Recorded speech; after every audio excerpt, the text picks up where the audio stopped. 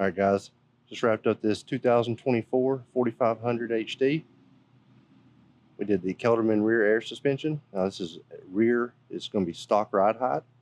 Now it came in already on these wheels and tires, equivalent to a 41-inch tire and a 20-inch DBL bead lock. He had already put these on and he had already trimmed his fenders and bumpers for fitment there. He's planning on putting these aftermarket fender flares on here that are made for the fenders to be cut out, but he's not 100% sure on some of the details on if he wants to paint them or not paint them, or if he wants to run them or not run them. So as of right now, we're just going to leave the fenders as they are. But nonetheless, still looks really cool. It's got a really awesome stance to it. We did end up moving the bumper forward about 3/4 of an inch just to give it a little bit more tire clearance. It was real close up front. Obviously, he had already cut the bumper there. So not a lot going on that we've done up front to show you. We did add the Kelderman steering stabilizer, but the magic on this one is going to be the rear suspension. So this thing rode like a wagon when it came in. Didn't even have rear shocks on it. So as you can see here, it's quad bags in the rear, 2 on each side. Now this thing came in with some massive leaf springs and it was just straight up like a wagon. I mean, it had no give whatsoever in the rear suspension. It just felt completely solid. Didn't even have rear shocks on it. Leaf springs didn't even have leaf spring bushings in them. It was a very solid ride. And as you can see, the new Kelderman side plates are massive. They're tied in all the way down the frame rail. And it also adds a rear sway bar.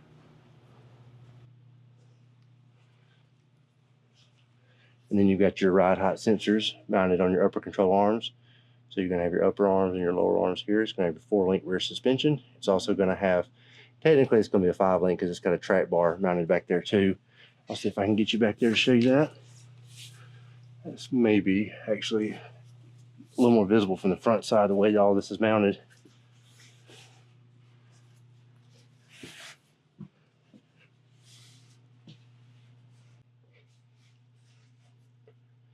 So maybe you can see that up in there. It's a little short track bar. Really cool looking setup though. And you can see your resi shocks here.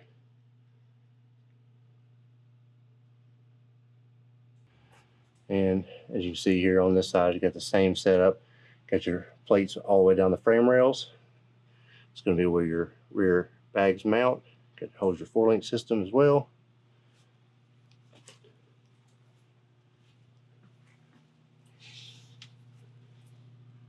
Might can get you up in here to see the rear trap bar from the rear side. But it's got this trap bar bracket that goes all the way across the top of the axle and is just extremely solid. And if you're not familiar with trap bar, that's what's going to locate your axle side to side. Make sure that it's centered properly under your truck. So on this setup, we did a dual compressor and dual tank.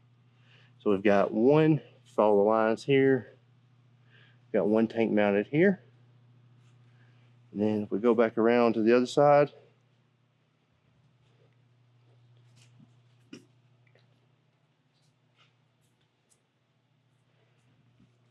got the other tank mounted here.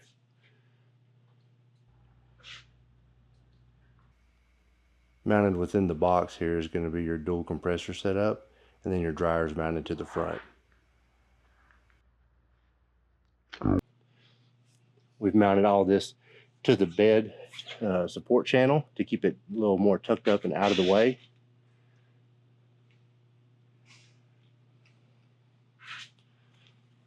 That way from the side it doesn't hurt your ground clearance.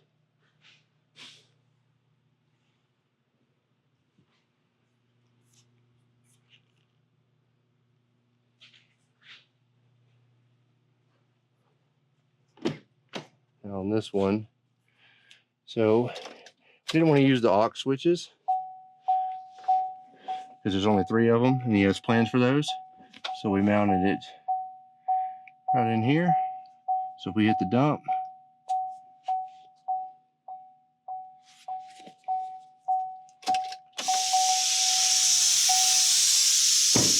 it will actually start airing down.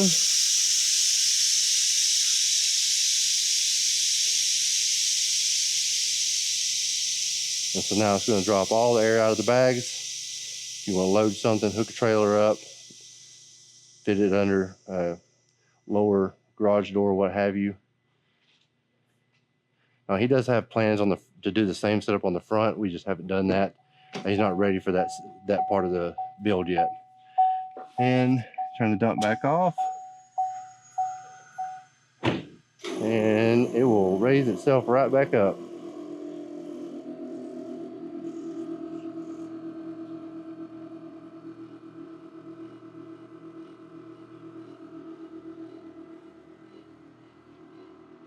So again, self-leveling. You put a heavy load under it, it's just going to pick itself back up to level.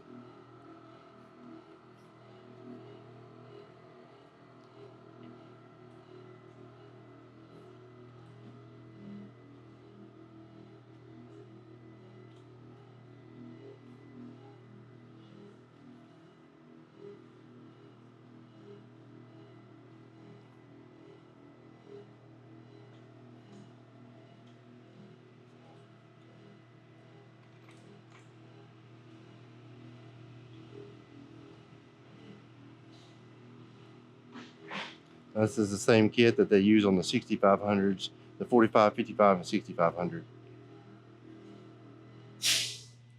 And you can notice just us bouncing the rear suspension. So when it came in on the rear leaf springs, which I'll actually take you over here and show you. We still got them sitting here.